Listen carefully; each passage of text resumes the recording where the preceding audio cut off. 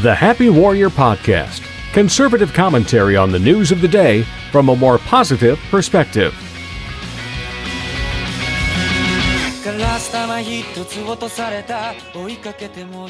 Hello everyone, this is the Happy Warrior Podcast, here once again with your host, Peter the V. Pischke. This is the only American news talk podcast where it starts and ends with a couple of Japanese teenagers singing a song.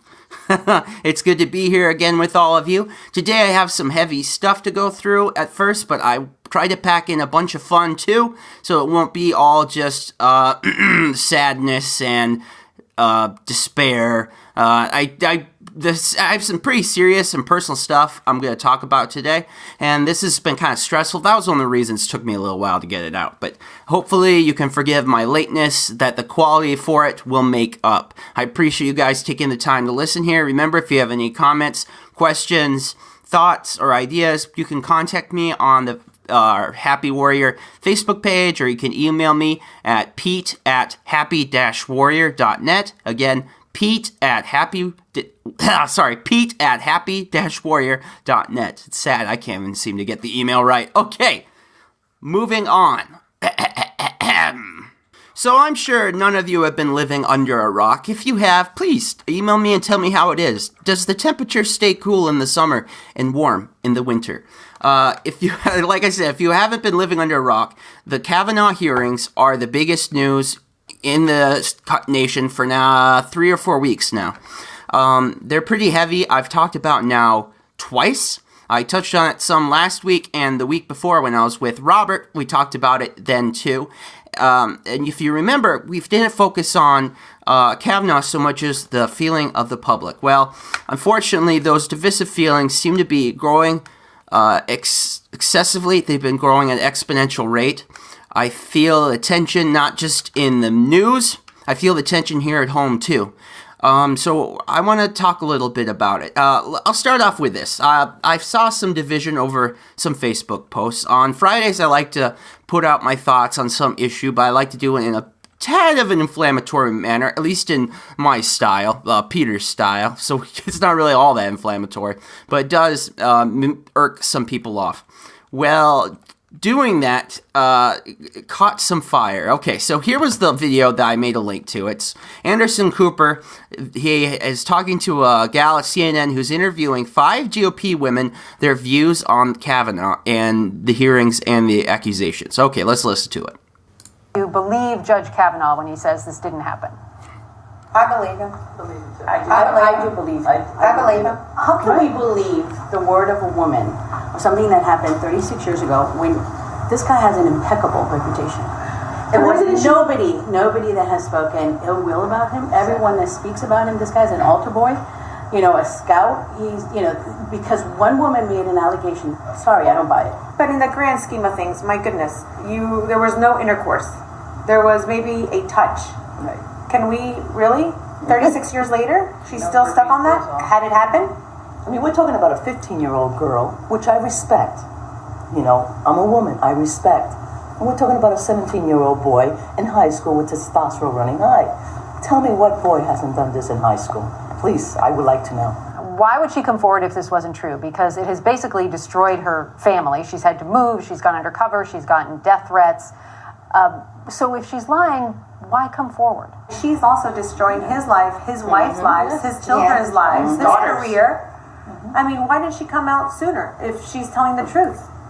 Why didn't she come out when he was going into the Bush White House? Why didn't she come out when he's been a federal judge for over a decade? Why not have a thorough investigation instead of just the two of them, he said, she said? Because it doesn't matter. It does not matter what everyone else has to say. This is what happened, though, with Clarence Thomas and Anita Hill. The FBI investigated. It took 3 days. Done. Why not now? Well, this is not the same. This is a high school kid. I mean, it's not Anita Hill story. Does something that allegedly happened some 30-plus years ago matter today? You can't judge the character of a man based on what he did at 17. And I would hate to think that 30, 40 years later, somebody's going to destroy your life because somewhere at some party, it's not right, but maybe you touch somebody the way you were And not who brought supposed the to. alcohol for these And- kids? As women, though, do you have some sympathy for her, for what she's going through? No, I have no sympathy. And perhaps maybe at that moment she liked him, and maybe he didn't pay attention to her afterwards, and he went out with another girl, and she got bitter, or whatever the situation is. They're kids. If it is true, would it be okay with you if he became a justice on the Supreme Court? As long as that's an isolated incident, yes. He was 17. He was not even an adult. And we all made mistakes at 17. I believe in a second chance. I'd be more than okay with him being Supreme Court judge. If the person made a mistake and they've moved on and they have been a good human being, who are we to judge? Now, I played the whole of that audio. I like to do that contextually because I feel that I want to give the full breadth of what I'm sharing. So I usually try when I share audio clips to share a big portion. I think someone asked me, why do you use such big clips? Why didn't you go down to 15-second sound bites? Well, because sound bites are pithy and interesting, but they don't give you a full sense of the what they're being talked about. There's no nuance. Okay, and I'm as someone with a background in journalism, when I share something with you, I want there to be nuance. I want you to be able to see the whole of it, or at least as much as is possible. So that was the Republican. That's what I shared on Facebook. Pretty compelling to me. It's powerful. The message is, one, they don't really believe it. Two, if it is true, they don't really care because it was so long ago. He was a young guy. It does not matter. I mean, and those are 5 Republican women. Now, CNN probably should have had a nice mix of people because a Huffington Post poll came out that showed that only 28% of men and 25% of women believe these allegations. I mean, that crosses party lines. So there are very few people that actually believe the stuff what's going on. But the reaction by the people on the GOP side, which is a side I'm more often could be found on, at least partisanly speaking. So let's look instead on what's being said with our leftist brethren. Let's see their response to all of this. I think this puts a good pick. This is from MSNBC. They asked a person on the Lawrence O'Donnell show in his segment "The Last Word" about the claims that are being made. The person here speaking is Wonkette founder Anna Marie Cox. And this just sums it up perfectly. Roll. Millions of women and men who have been through something like this in their lives are going to have to kind of live through it again. They will be re-traumatized. And I just want to point out that there's help for those people. The National Sexual Assault Hotline is 800-656-HOPE. And I think that those people need to know that they don't have to go through what this woman is going through in order to start to heal. I also want to point out that there is a big difference between what happened with Anita Hill and what happened in this case, because it was children, two children. It was a long time ago, and it should be judged differently. But I think a parallel here is that we need to judge Brett Kavanaugh not just on what he may or may not have done, but how he treats a woman's pain. And that is something I'm going to be paying attention to on Monday. How does he respond to what is happening, whether or not he agrees that this happened with her? Does he take her pain seriously? Do the people interrogating her take her pain seriously? Now, I'll give you a spoiler alert. I don't think Brett Kavanaugh takes women's pain very seriously, and I know that because of the decisions he's made as a judge. But I think that to have that unfold on national television live will be quite instructive. So some of you may have heard that soundbite in some other places. I've heard it listening to talk radio.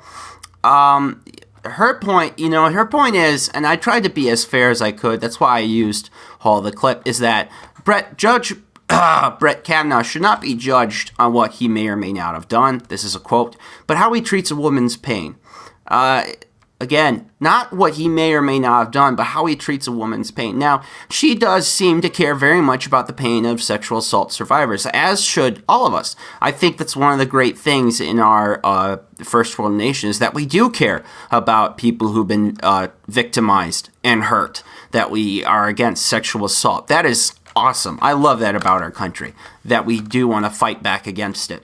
But should Judge Kavanaugh be judged based on his kindness and compassion, or should it be rule of law? So we have right now these two sides of our country. One is the right, which I think our side is pushing on rule of law, but also we're pushing on it doesn't matter. Even if it's true, it doesn't matter. On the left, it says we shouldn't judge them based on the rule of law. We should instead judge on how kind he is, how nuanced he is to women's pain. He should, and to be honest, I think they're also pushing a lot of the guilt of sexual assault survivors. They're kind of making Judge Brett Kavanaugh a wicker man, where he's going to take all the sins of the people.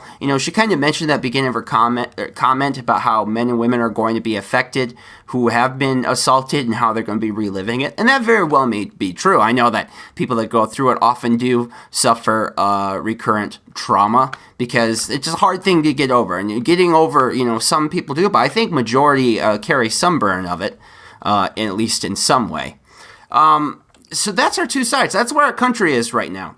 And I think the divide right now is almost at a fever pitch. It's pretty intense. It's not just being felt in our news, but I think more and more what's happening in our news and media circles is happening in our real lives. I shared that 2 podcasts ago, that segment from Ben Sass, where he says the reason why we're all fighting and being so silly about the Kavanaugh hearings is because we aren't willing to talk to each other and we aren't working out our political problems in Congress. Instead, we're turning the Supreme Court into where we want to fight our political fights. And that's a really apt thing. And so we've taken the Brett Kavanaugh stuff, and we haven't looked at its merit based on, well, is it true or not? Instead, we're moving towards how does it best benefit our side? How does it best benefit our political goals and what we want? All right, so now I'm going to read from my Facebook page. I'm not going to identify any of the people in it besides myself. And most I'm going to focus on what I had to say, not what other people had to say about it. Okay, that being said, here's the post. The reaction of the national media and politicians towards Judge Brett Kavanaugh regarding these likely baseless and impossible to prove allegations have now done more damage to credibility of actual rape victims than almost anything else in our lifetime. Now, when legitimate sexual assault survivors come forward with their complaint, much of the American public are going to ask inside themselves if the woman is just doing this to benefit herself. Mark my words, this circus isn't just a drama llama. And will have real-world consequences that go beyond earning simpleton politicians political points. Truth and justice be damned. Honor is worthless. The women that our society claims to want to help are going to be the ones most hurt by this fiasco. Now, I get why that was inflammatory. Looking at some of the language, it was a little pushy. But, I think my point, hopefully, is clear that I was trying to make. Now, some people felt on the Facebooks, I don't use Twitter, I should really start, that I was attacking, that I was saying boys would be boys, I was saying that I'm being unkind to people who have actually survived sexual assault. Some of that attitude that when I or someone else makes a criticism of some of these allegations against Kavanaugh, that I am in there by attacking actual survivors. And maybe she is a survivor, but, it goes back down to the law versus just our feelings. We want to base things on evidence instead of just, well, I think they may be guilty because one person said so. A relative of mine took this quite personally. So here's how I responded. I said, I got a message about this. I put the post on Friday. I got the response on Saturday. I wasn't really sure how to respond. I love my family dearly. In no way would I ever want to cause them pain. In no way would I ever want to make them feel uncomfortable. I sincerely believe that people should be able to have different views on what's going on in the world and still at the end be able to shake hands and be best friends. I have people in this community I live that have completely different views than I do about how we should fix our country. Okay, they're leftists, I'm a guy on the right. But, I still respect them. I still try to love them. I still try to be friends. And I strongly believe that. I strongly believe in a libertarian culture, not just in politics and ideology, but also our culture, that we should be able to talk freely. Just like our founders did in the Enlightenment. Okay, so here it goes. I have been prayerfully considering how to respond all day. In no way would I ever want to cause, even accidentally encourage, further pain to a survivor of a heinous crime like sexual assault. The emotional turmoil of surviving abuse is something that many of us unfortunately have in common. A complex and self-destructive pain, as hard as any of the physical pains we might wrestle with. We both know how hard it is to convince others, including experts, of said pains in our bodies, in our hearts, in our minds, and our spirits. This is why, to me, it is exactly this problem that the Kavanaugh ordeal is so vexing. To have our nation so focused on the partisan value of her claims against Kavanaugh is unhealthy. It's and damaging to all of us who desire credibility in our own lives. Both parties are guilty of this. In the video I shared, a Republican woman even says that if this claim is true, that should not matter. A similar opinion can be found among the Democrats. Instead of relying on reason, instead of relying on our rights to due process, we are increasingly making a value judgment of her story, not on its provability, not on its reasonability, but on what can be gained politically. This will hurt people that are victims of sexual assault, because it will cause people to more often voice belief and to vouch support, to vouch their support based on what they can do to benefit themselves by believing and helping that person. When we move away from reason, when we move away from our rights, we risk ruin due to unintended consequences. I love my family dearly, and I love those that have been hurt, and I wish them nothing but peace and happiness. The professor that made these allegations, because remember this is Saturday, so this is just the first allegation, may have been hurt. I don't know. I don't have a TARDIS to go back in time to confirm. But in the eyes of the law, there is no way to prove it. It is the classic he said, she said, and is legally an impossible hurdle to overcome. If Kavanaugh is not confirmed, then some other person who probably will be openly hostile to Roe v. Wade will become our next Supreme Court justice. Most of the Congress people have a background in law. They know this. Yet they still push down on the scales of justice, hoping to win themselves a favored outcome, plus additional campaign benefits. In a year, Congress and the media will have long moved on to some other political game and controversy. But the ones who still suffer the collateral damage of this festivity are survivors.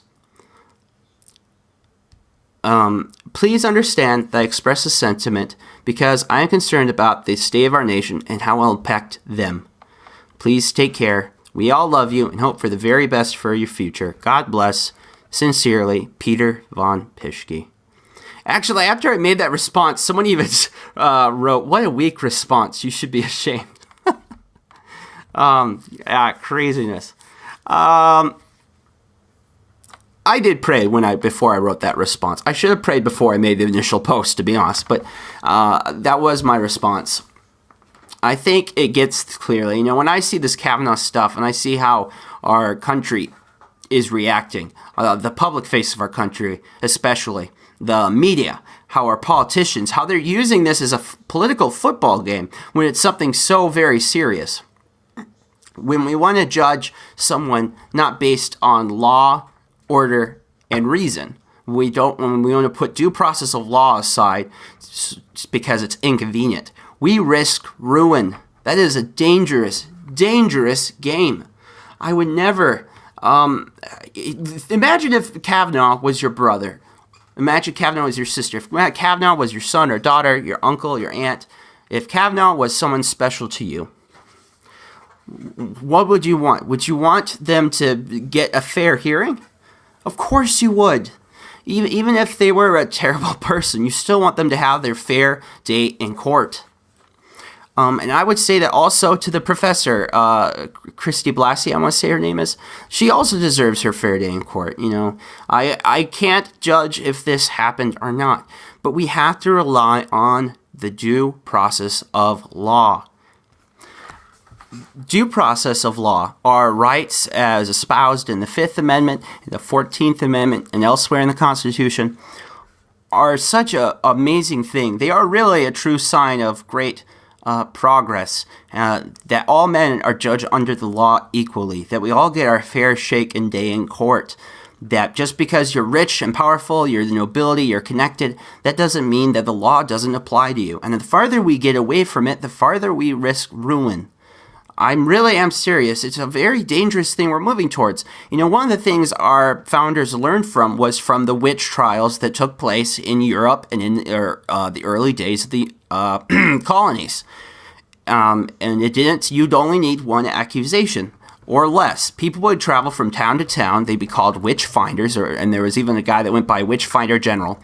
And they would encourage someone to come forth and blame some person as a witch. Usually it was a single or widowed woman that maybe lived aloof from the community. Maybe there was someone that was a healer or had, they used herbs, or maybe she was just educated. For whatever reason, she was someone that was inconvenient to the society. Or some person had, they just did not like them. They were mad at them for some reason. Well, the Witch Finder General, they would get someone and the person would say, oh, this person, the cat attacked me. Oh, rock fell on my head. Oh, my cow got sick, or I got the pox. Obviously, it's them. And so these, sometimes even children would make up these claims. This is, I saw it. Very little evidence. They would move then, they'd look for something called a witch's mark, which when they'd strip the accused naked, and they'd look for anything that looked like a wart or a skin tag, anything, then they would say this is a mark of a witch. They would then torture said person by not letting them sleep for even 4 or 5, even a week. They would not allow them food. They keep the room hot. And eventually, they would almost always collapse and say, yes, I made a deal with Satan. I am a witch. Another great key thing that they did, wonderful, isn't it? They would, to judge if they were guilty or not, what they would do is they would toss them in a drink. Now, we all know this from Monty Python. If she floats the same as a duck, she's a witch. Well, actually, that came from truth. They used to believe that if you touch a witch in the drink, you would tie her hands, you would tie her feet, you would hang a really heavy Bible around her neck, which seems kind of expensive because, Bibles, everyone had them, but they weren't easy to come by. She would go in the drink. They felt that witches were so evil that they repelled the waters of baptism. So if they went to the water and they drowned, that meant they were innocent.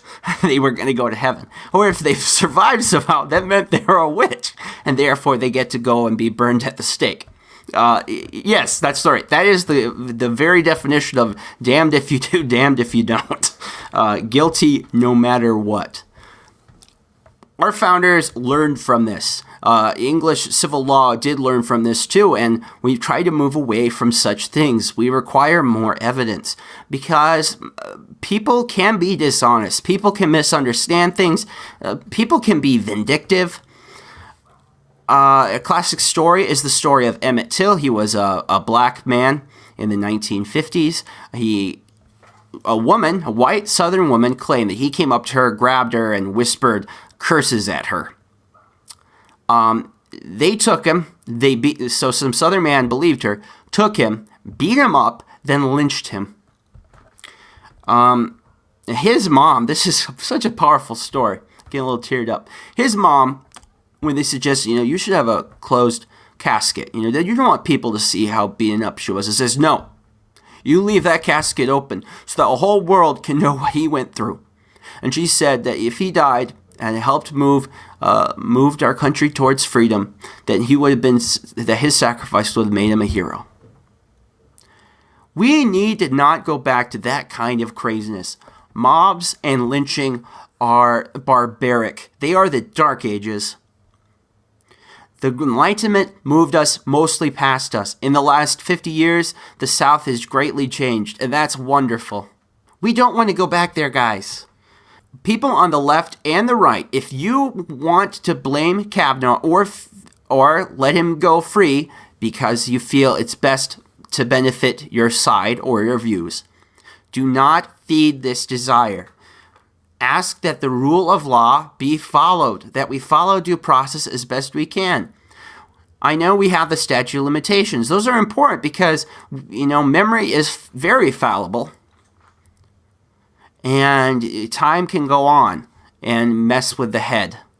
and it's harder to get evidence. So we do have due process for a reason. But even then, I say we take due process of law as far as we can. Investigate her claim. Investigate all the allegations made so far. Find the truth in the matter as best as you can. Now, for journalists, I have a journalism background. If I had the health, I'd like to think that I'd be an active journalist. They have really failed big time on this thing. The media has decided that they are going to lead the mob. They're going to get the pitchforks and torches out. They're going to put out 5 easy steps to to a mob. I mean, it's nasty. And then I got surprised. Some people came out recently, and if you pay attention to news, you might be surprised at this, because there's a person on the left, 2 peoples on the left. And they just had solid. So I'm just going to play these 2 clips.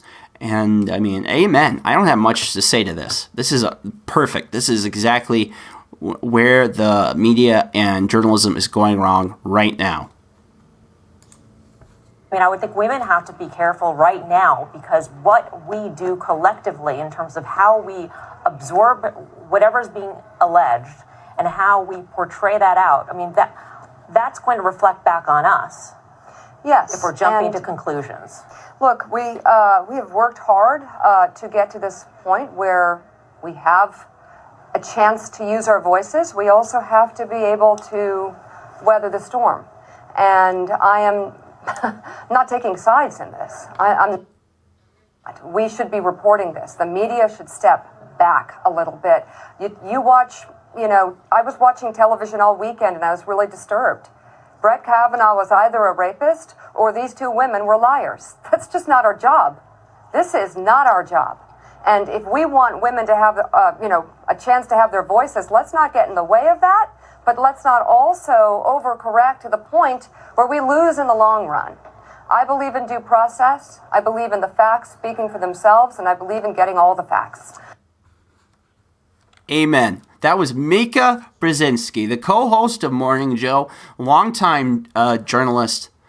I disagree with Mika many, many times, but in this, she is 100,000% correct. Way to go, Mika. That's awesome. Yeah, the media needs to step back. They need to stop dictating to the public what to believe. That's not the media's job. That's not the role of a journalist. If you're an opinion guy and you tell people, hey, I'm an opinion guy, give your opinion. Go for it. But if you're saying I'm a journalist and I'll give you the truth, step back. Stay away. Give them some space. Report the facts and leave it there. I mean, wow. Politicians, I don't even know hardly what to say to politicians. I don't have any advice there. But I would like to end this segment with 2 clips. Here is the advice to our country.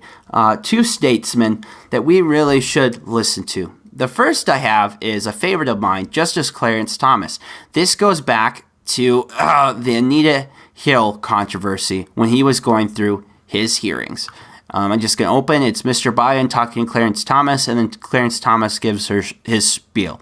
Please take a listen to this, even if you're on the left, please, because Clarence Thomas does have a message here that's worth hearing. That's right. Do you have anything you'd like to say? Senator, I would like to start by saying unequivocally, uncategorically, that I deny each and every single allegation against me today that suggested in any way that I had conversations of a sexual nature or about pornographic material with Anita Hill, that I ever attempted to date her, that I ever had any personal sexual interest in her, or that I in any way ever harassed her.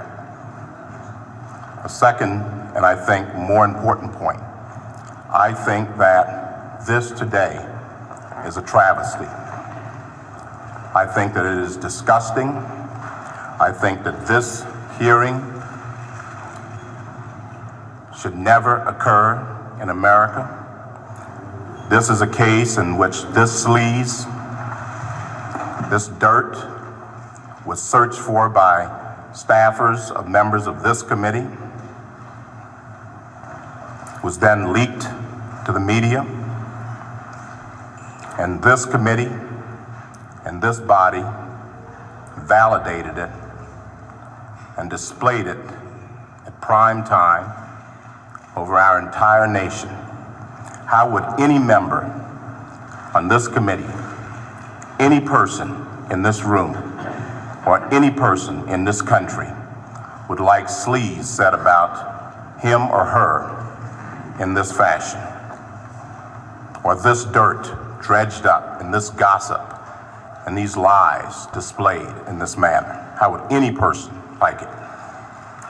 The Supreme Court is not worth it. No job is worth it. I'm not here for that. I'm here for my name, my family, my life, and my integrity. I think something is dreadfully wrong with this country when any person in this free country would be subjected to this. This is not a closed room. There was an FBI investigation. This is not an opportunity to talk about difficult matters privately or in a closed environment. This is a circus. It's a national disgrace. And from my standpoint, as a Black American, as far as I'm concerned, it is a high-tech lynching for uppity Blacks who in any way deign to think for themselves, to do for themselves, to have different ideas. And it is a message that unless you kowtow to an old order, this is what will happen to you. You will be lynched, destroyed, caricatured by a committee of the U.S. Senate rather than hung from a tree. That was Justice Clarence Thomas. Powerful, stark words. Oddly prescient for now. We didn't seem to learn the lesson from the Anita Hill controversy. What's going on with the Kavanaugh stuff right now seems like that on steroids. But the underlying principles that were at war then are just as important now. Due process versus easy political wins. Truth and justice versus what is best for our side. It's a dangerous road to go. Have we learned much since then? I don't know. Those are unresolved issues. I was just a teeny tiny thing when the Justice Clarence Thomas hearings were going on. It seems to me that the Judge Kavanaugh stuff is getting way too heated. At least from the news that I read, I think that it's getting too hot. It's raising and rising tempers. It's pushing people on edge on both sides. I think that's very unhealthy. It's very dangerous. I mean, I look back to President Lincoln. I look back to the Civil War. That's what this kind of reminds me of. Except the issue then was something a very, very serious issue. Was slavery. Slavery was a huge issue, and it was impossible to ignore. Is Judge Kavanaugh nearly the same as important as slavery? No, he's not. I understand the feelings about abortion both ways. Of course, I find abortion to be an important thing in almost all cases, but that's not what this podcast and I am trying to do. I'm trying to bridge the gap between conservatives and progressive liberals. I want us to be able to be friends again. We don't need to go back there. I look at the House Divide speech. This is President Lincoln. He's talking at the Republican convention in 1858. This is amazing. Here, I'll just read from some of it. Mr. President, gentlemen of the convention, if we could first know where we are and whither we are tending, we could then better judge what to do and how to do it. We are now far into the 5th year since a policy was initiated with the avowed object and confident promise of putting an end to slavery agitation. Remember that word, agitation. Under the operation of that policy, that agitation has not only not ceased, but has constantly augmented. In my opinion, it will not cease until a crisis shall have been reached and passed. Here's his famous quote. A house divided against itself cannot stand. I believe this government cannot endure permanently half slave and half free. I do not expect the Union to be dissolved. I do not expect the house to fall, but I do expect it will cease to be divided. It will become all one thing or all the other. Either the opponents of slavery will arrest the further spread of it and place it where the public mind shall rest in the belief that it is in the course of ultimate extinction, or its advocates will push it forward till it shall become alike lawful in all the states, old as well as new, north as well as south. Now think about that augmented agitation that Lincoln was talking about there. How does it feel to you now about the Kavanaugh hearing? How does it feel to you now about the issue about abortion? We are in the midst of a cold culture civil war. It really does feel like a civil war that we're fighting between ourselves on issues and principles that are important to us. Now, I'm just telling you guys that we need to not go the route that they did. After the election of Lincoln, the South felt that Lincoln was going to use his powers to end slavery, and so they left. Okay, leftists and people on the right, we need to not feel that we're going to be persecuted and pushed into destruction. We need to talk to each other. We need to reason these things out. Trying to make things done by fiat or force in any manner is dangerous because we will eventually push and prod too far in one direction or the other. I know the idea of a civil war seems crazy, and I think it's unlikely to happen, but it's on the table. It feels like it's on the table right now, and we need to get away from that, guys. So please, return to reason. Tell your family and friends to return to reason and the principles of the Constitution. And we can talk this thing out. We need not fight each other. I talked about last week how political violence is escalating in the country, just little bits here and there, including, remember that Wyoming political office that was burnt down. We need to be careful, guys. A house divided against itself shall not stand. Let's not go there again. Never again. And now for something completely different.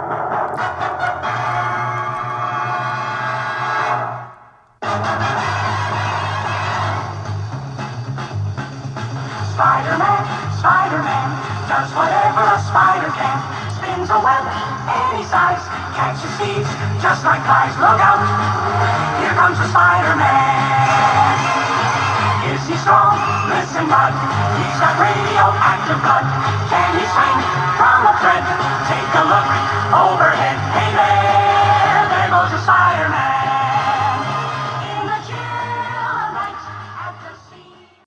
That, of course, was the 1960s Spider-Man theme song for the 1960s Spider-Man cartoon. I really enjoyed it. I've seen that cartoon a couple of times. It's not great. It's funny how early Spider-Man, they tried to mirror Superman in so many ways. I mean, they're both undercover reporters. They both act kind of like nerds. Pretty interesting. Mary Jane is definitely just a substitute Lois Lane in the cartoon. I bring all this up because the most awesome articles came out. See, a cool game, a Spider-Man video game came out for the PS4 only, sadly. So I haven't played it yet, but my brother has watched loads of videos. I've watched videos. The game is amazing. It's just like the Spider-Man video games back in the day on the GameCube. I had Spider-Man 2. Actually, it was my brother John's, and we would play that, and that game was just a hoot. It was a hootenanny. It was so much fun. Loved it. Could not get enough of it. Well, this is kind of like that game, but, 2 video game generations later. Well, in this game, guess what? Spider-Man, he does the ultimate sin. He really does. He commits ultimate sin. So bad. Oh, it's evil. Spider-Man goes dark side. Spider-Man helps the police. Dun, dun, dun! Oh no, don't say! It can't be so! Yes, it's true. Spider-Man helps the police as the concourse tells us. They turned Spider-Man into a dang cop, and it sucks. And instead of dang, it's, the other one. Sorry, I'll read some parts from it. You can find a link to the article on the outline. I have 2 of them. One from Concourse, one from Kotaku. I read Kotaku pretty regularly. That's how I found out about this stuff initially. All right, let's read it. It's dumb to expect video games to be responsible reflections of real life, but it is also impossible for me, at least, to not feel some ickiness about the game, forcing me into cahoots with even a fictionalized version of the NYPD, an organization that routinely oppresses some of the most vulnerable residents of the city I live in. No! In this game, you help them repair towers. He talks about, I'm going to just jump forward. It's kind of interesting. It says the NYPD buys cutting-edge equipment software from a shady tech company owned by a billionaire with maniacal tendencies so it can monitor and collect data on citizens as a dystopian yet sensible video game plot. It's also something that happened, literally, in the real New York City. This is my favorite part. Spider-Man deserves better than to be allied with such forces. A big part of the character's appeal is that he is just as much under the thumb of the city as the people he tries to help. He's from a shattered family. He works multiple jobs. He can't pay his bills. He's stressed out all the time. He's not a hero who swoops down from on high in order to save the commoners from themselves. He is a commoner. Therein rests everything that is inspiring about the character. Everything. He's just a guy who wants to make life better for the people who are dealing with the same struggles he is. He ends it this way. All I know is that it kind of sucks to play in a game in which Spider-Man, in the process of beating up some drug dealers, taunts them, yelling, "If you guys just got real jobs, you wouldn't have to work so hard at being criminals." Oh my gosh. That's painful. That's hilarious. I take that back. That's awesome. Spider-Man helping the cops. Oh no, how can I do that? Oh, Spidey, no! Now, to be totally fair, the Kotaku article is really well thought out. I disagree with some of the things they went through. But, I mean, they do go through a long list of why Spider-Man in the comics probably wouldn't go this way. I disagree. I think Spider-Man would help the cops. He probably would do it. You know, even if you think the cops are wrong, Spider-Man would probably just try to help the cops because it seems like the right thing to do. They only get a little political here at the end. But no, so the two articles I have, one's from Concourse, one's from Kotaku. Read the Kotaku one if you want. That one's pretty interesting. The game rocks, by the way. Really, really good game. If you have a PS4, you have to pick up the new Spider-Man game. All right, so I thought it'd be fun to talk to, before we go into our next subject, it kind of ties the Spider-Man stuff. So, you know, triggering? Trigger! Yeah, I'm really tired of triggering, and I am sure that you probably are too. Well, I have an excellent Remy video from Reason that does a parody of Thriller. I'm not going to play the whole thing for issues of fairness, so I don't get in trouble with la la. But it's pretty funny, and you should share it around, so I'm going to play it right here, right now.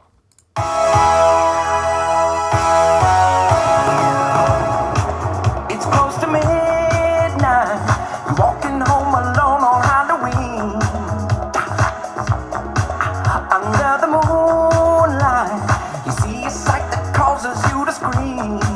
You start to freeze, not from the scary clown or creepy killer. No, it's culturally appropriating right before your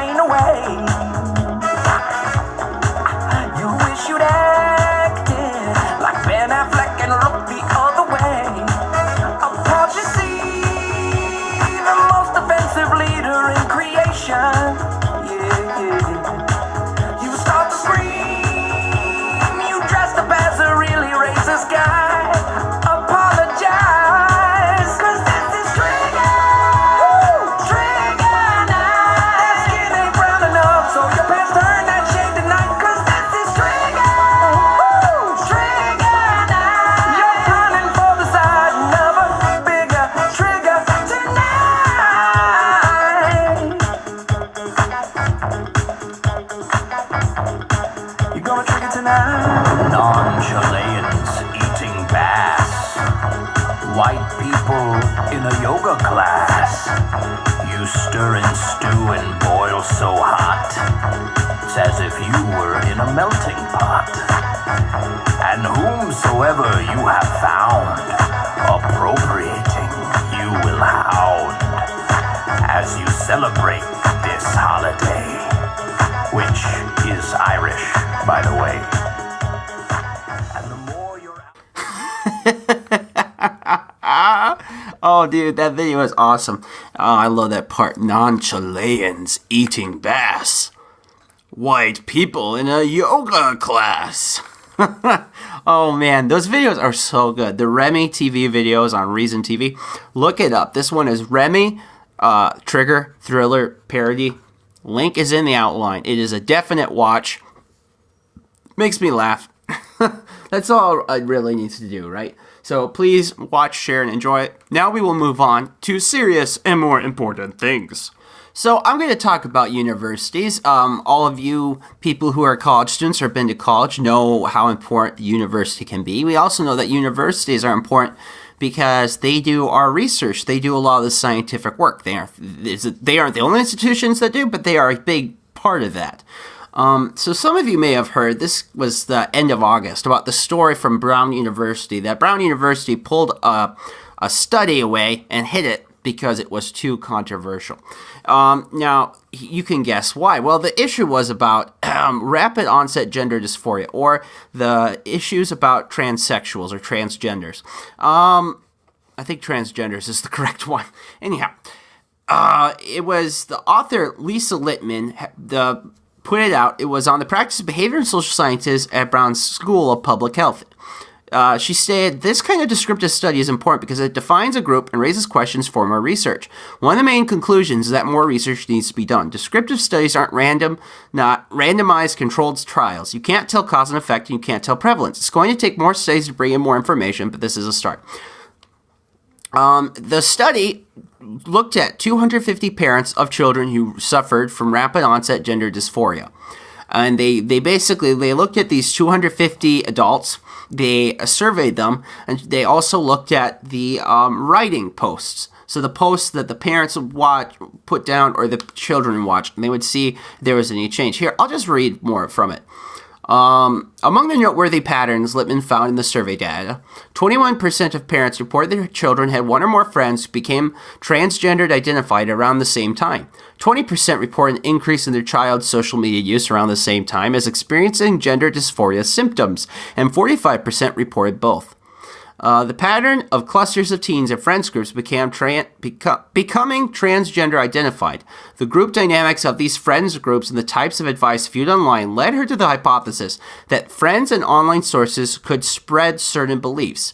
Examples include the belief that non-specific symptoms such as feeling uncomfortable in their own skins or feeling like they don't fit in, which could be part of normal puberty or associated with trauma, should be perceived as gender dysphoria. The belief that the only path to happiness is transition, and the belief that anyone who disagrees with the teen is transphobic and should be cut out of their life.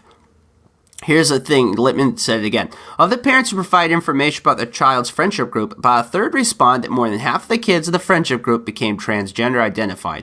A group with 50% of its members becoming transgender identified represents a rate that is more than 70 times the prevalence for young adults. On top of that, they said 62% of parents reported their teen or young adult had one or more diagnoses of psychiatric disorder before the onset of gender dysphoria. 48% said the child had experienced traumatic or sexual event prior to the onset of the dysphoria as well, including being bullied, sexually assaulted, or having their parents get divorced. All of this, well, first of all, this study doesn't necessarily suggest anything. I mean, like she said, this says that there is something worth looking at. But it does show that ideas spread and that friends are an influence. And it's basically if a kid has a friend that believes in the transgender movement, becoming trans, that they're more likely to think that way. They're more likely to accept the weird feelings they have as being part of that. I mean, that's all the study said. In actuality, this shouldn't be all that controversial. But the idea that I think it's a strange idea that the transgender isn't something just set in stone. that people can change their gender not totally based on just things that just came on their own, but there can be environmental influences that way. That's just heresy. You can't say it. That's the whole thing about the study that's remarkable. After this comes out, Brown gets a lot of hate mail because, of course, the trans community and the political left are really into defending trans these days. It used to be homosexuals, but then they got the right to be married in all 50 states, so that's no longer worthwhile to defending. Now they just defend trans up the wazoo. And that's what happened. They basically said, hey, that's hate speech. That's bad think. That's wrong think, as a Orwell would say. Wrong think. You're thinking the wrong thing. How dare you? So they went and they destroyed the study and hid it.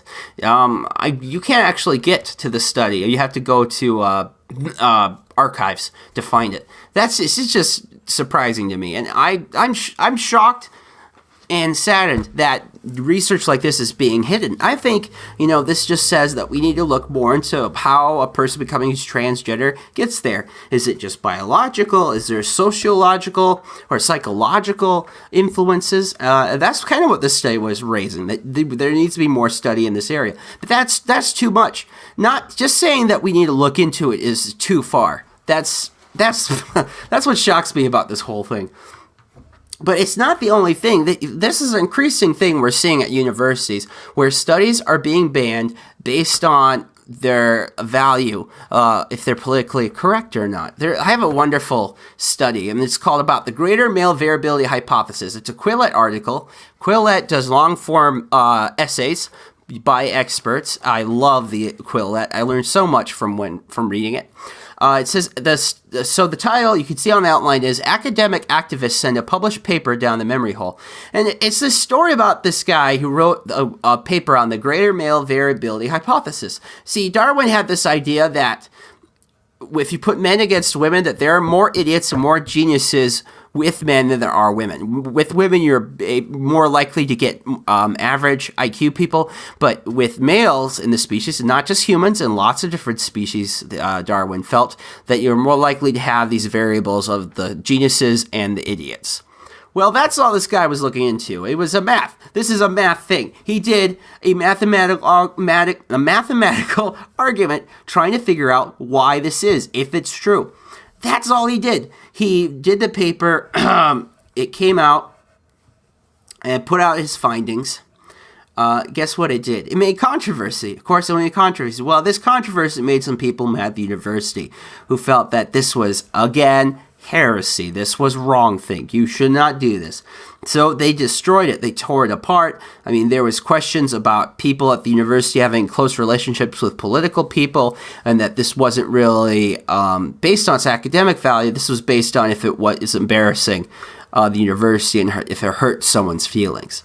Now, you should think, wait a second, shouldn't scholarly work ignore feelings? Unless it's about feelings. That's how I feel about it too. Scientific reason that we try to remove ourselves from the equation as much as possible and emotion when we're looking into studying something. Well, that was wrong. That was the wrong thing to do. You couldn't talk about this thing. And so it just got totally blew to pieces. And I mean, they were saying that his paper said women have a less chance to succeed in mathematics. At the very top is bias.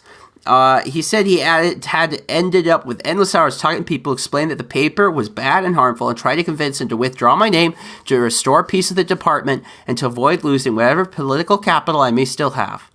Ominously, analogies with scientific racism were made by some. I am afraid we are likely to hear more about it in the future. I mean, he tried to defend himself, but there was no point.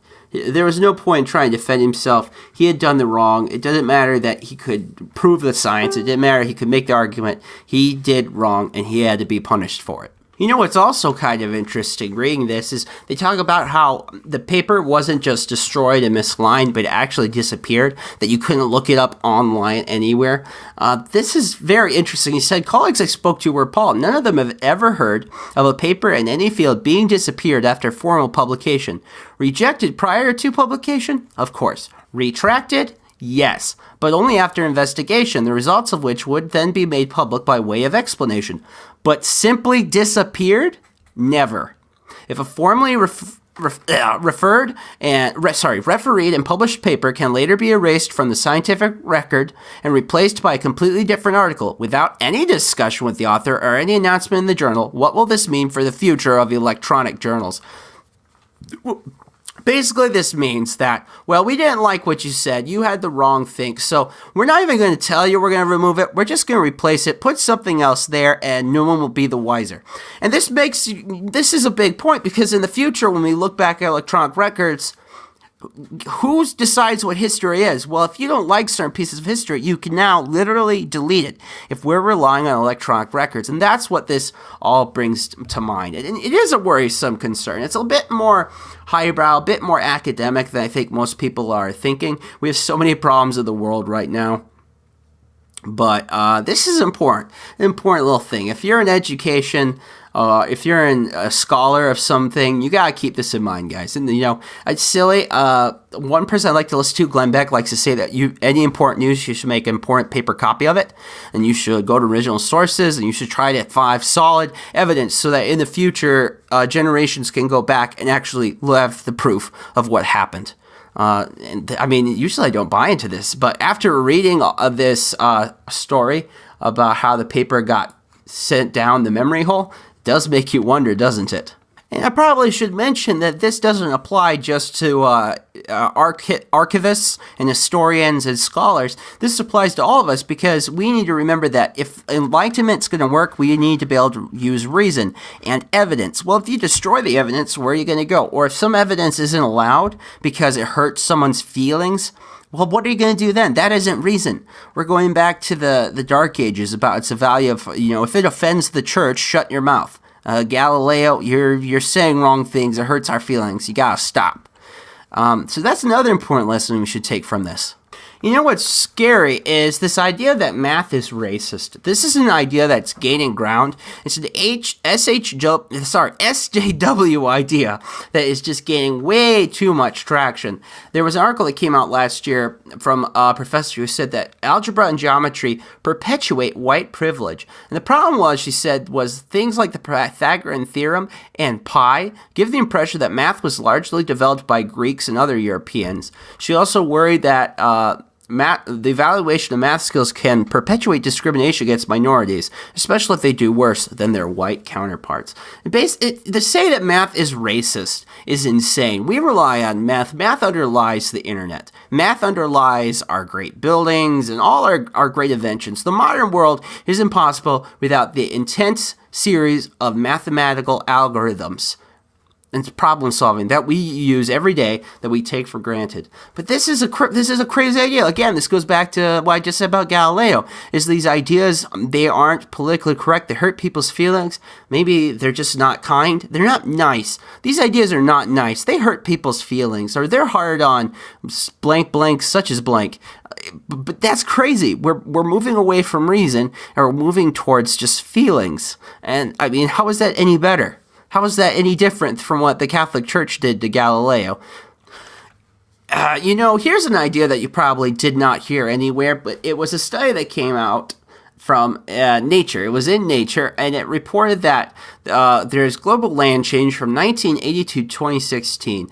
Basically, it says that instead of tree cover declining, tree cover has actually increased. So when you grow up in school, and they still teach this, they tell you tens of thousands of acres of the rainforest are being burned every day. The rainforest will disappear completely by the year blank. I grew up that years. I even believed it. I came home to my mom and like, why aren't we planting more trees? Why aren't we being more recycle friendly? Why don't we love the earth? Why do you hate the earth, Mom? Why do you hate the planet?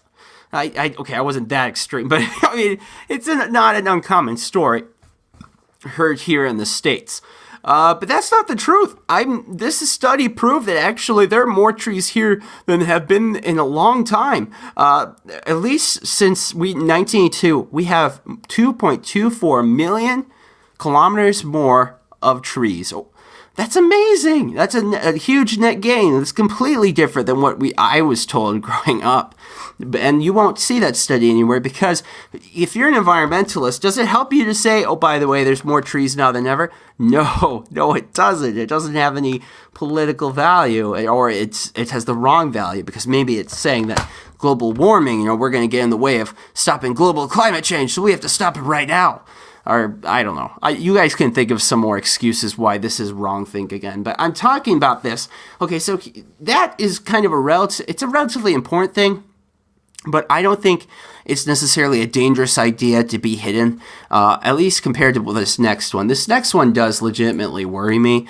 It's a study that shows that there is an alarming suicide rate for trans teens. They said more than half of all female to male switchers try to take their lives. So if you're a female and you transition to a male, there's a 50% chance you're going to try to take your life. It's scary. Now, I already knew that the trans people have a much higher rate of depression, and suicide rates actually go up after they have surgery. It's really, really quite scary. The study showed other things. So the female to male was the worst, but there were still bad ones. They said non-binary adults, meaning teens who did not identify exclusively as male or female, found to have a 41.8% suicide attempt rate. Male to female had 29.9%, and questioning teens had a rate of 27.9%. Isn't that scary? Oh, that is worrisome. Teens that aren't that way still have too high. Like females right now are at 17.6 rate, males are at 9.8. So that is too high. I am worried about teen suicide. The stress and mental illness that are in teenagers' lives right now is really high. But if you're trans, if you're questioning, that rate is astronomically high. It's scary. You won't see this hardly anywhere. This is a scary statistic that does have impact. If you have a child that's going through this and you're worried about their mental health and how they'll be able to cope, transitioning, at least as the studies we know so far, is not the answer. It doesn't seem to help the pain and the hurt they have go away. But this is, again, wrong think. How can you say this? How can you think this? This is the wrong thing to say. This is the wrong thing to think. And that's why I think schools, the trigger warnings got pushed in the first place, because they stop speech. See, to find out the inconvenient truth would hurt their agenda, would hurt the agenda of the leftists that are at our university systems. So that's why I think that trigger warnings got pushed. Well, then it's funny to find out a study out of Harvard says that actually trigger warnings hurt. They're actually bad for students. Trigger warnings are harmful for students. They said that they can increase folks' perceived emotional vulnerability to trauma. People's belief that trauma survivors are vulnerable and anxiety to written material perceived as harmful.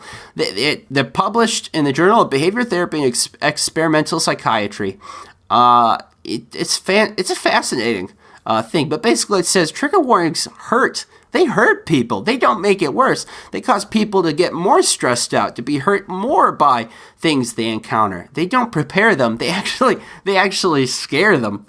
That isn't what I've been told, but I think that's fascinating. I hope that trigger warnings go the way of the dodo and we move to reality again, because I think overall it's hurting students. And we have people that have been go through the university system, engage with these beliefs, ingrain it into themselves. Now they're entering our society, in our businesses, in our schools, in our online search platforms, Google, Facebook. In the future episode, I need to go over how free speech at universities is being crushed. More and more people are beginning to admit that our universities, when it comes to free speech, have completely lost it. The mob rule that's going on, we just had a thing with Ted Cruz. Look up the video of Ted Cruz as his family is mobbed out of a restaurant. Well, this attitude we're seeing is at universities more and more. And I think people are beginning to wake up. People on the right were more aware of it, but I think even people on the left are they're beginning to see how awful it is. And now, as people become more and more affiliated with what the so-called intellectual dark web, I think we're going to realize more and more that our push for diversity, our push for control of speech and thought is backfiring hugely. And you think this is going to make our nation more competitive? No, it's not going to make our nation more competitive. Well, you take our most brilliant people who become scientists and you say you're not allowed to go for the truth if it's politically incorrect. Well, that's just going to hurt us. That's just going to stifle ideas and invention and modernity. It's just going to hurt us in the end. I mean, it's hurting us now in a civil rights kind of way, in a freedom kind of way, in ways and morality, in ways that really matter to you and me. But besides that, it's going to hurt our scientific progress. You know, it's funny. I have an article here about Jimmy Carter, how even Jimmy Carter at this point is saying we've gone too crazy. Oh man, that's how bad it's getting, people. This is how crazy it is getting. Jimmy Carter says that we need to be kinder to the Republicans. That's just nuts. That's where we're at, folks. So let's end today talking about what can we do to solve this problem. I think we're going to move to a speech by Chris Pratt. Chris Pratt is one of my new heroes. I've been looking and reading into him. He is a real Christian. He lives and prays every day. He reads the Bible. He really does take to heart the principles of Christianity and lives them. So I think Chris Pratt is the first part of the secret of bringing reason back to our universities and bringing reason back into our lives. Would you play? I'm going to just play some of his MTV speech. I played this before one of my first episodes of the podcast, but I think it applies so well. It's so clever. He mixes comedy with truth in such a way that people who are listening don't hardly know that they've just been slipped a piece of good health within, the equivalent of a chocolate bar. This being the Generation Award, I'm gonna cut to the chase and I'm gonna speak to you, the next generation, okay? I accept the responsibility as your elder, so listen up. This is what I call 9 rules from Chris Pratt, Generation Award winner. Number 1, breathe. If you don't, you'll suffocate. Number 2, you have a soul. Be careful with it. Number 3, don't be a turd. If you're strong, be a protector, and if you're smart, be a humble influencer. Strength and intelligence can be weapons, and do not wield them against the weak. That makes you a bully. Be bigger than that. Number 4, when giving a dog medicine, put the medicine in a little piece of hamburger, they won't even know they're eating medicine. Number 5, doesn't matter what it is, earn it. A good deed, reach out to someone in pain, be of service, it feels good and it's good for your soul. Number 6, God is real. God loves you. God wants the best for you. Believe that. I do. Number 7, if you have to poop at a party, but you're embarrassed because you're going to stink up the bathroom, just do what I do, lock the door, sit down, get all the pee out first, okay? And then once all the pee's done, poop, flush, boom. You minimize the amount of time that the poop is touching the air, because if you poop first, it takes you longer to pee, and then you're peeing on top of it, stirring it up. The poop particles create a cloud, goes out, and then everyone in the party will know that you pooped. Just trust me, it's science. Number 8, learn to pray. It's easy, and it's so good for your soul. And finally, number 9, nobody is perfect. People are going to tell you you're perfect just the way you are. You're not. You are imperfect. You always will be, but there is a powerful force that designed you that way. And if you're willing to accept that, you will have grace. And grace is a gift. And like the freedom that we enjoy in this country, that grace was paid for with somebody else's blood.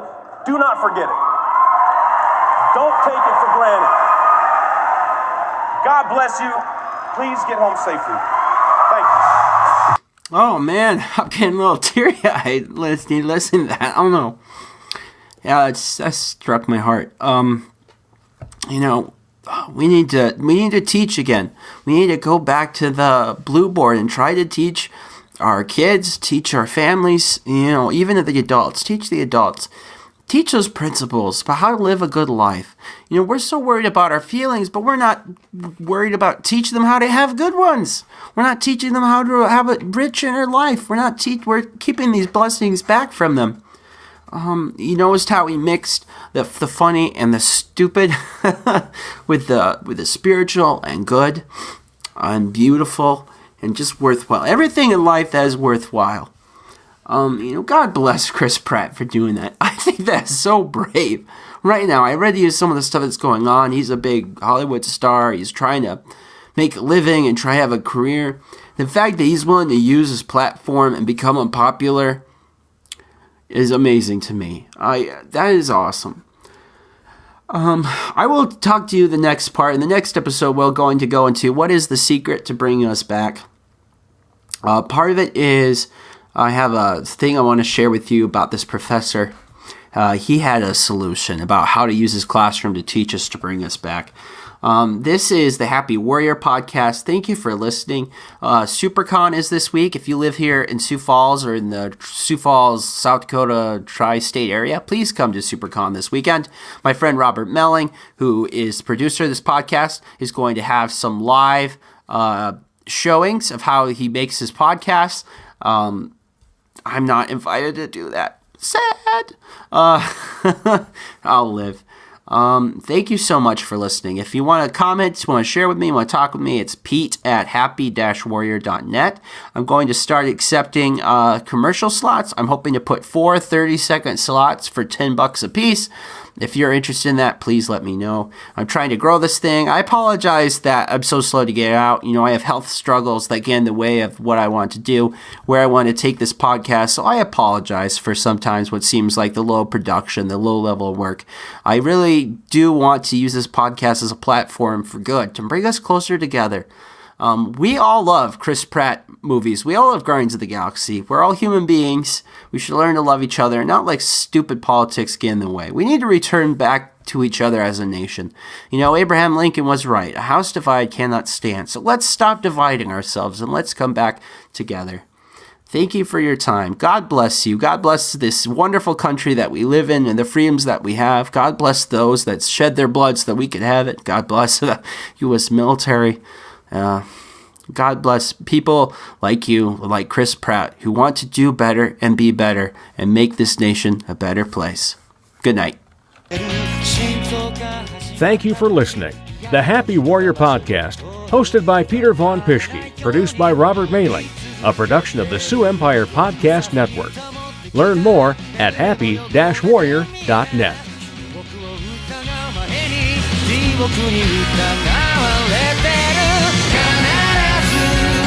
僕らは出会うだろう同じ鼓動の音を目印にしてここにいるよいつだって飛んでるからくたびれた理由が重なって揺れる時生まれた意味を知る存在が続く限り A production of the SiouxEmpire.com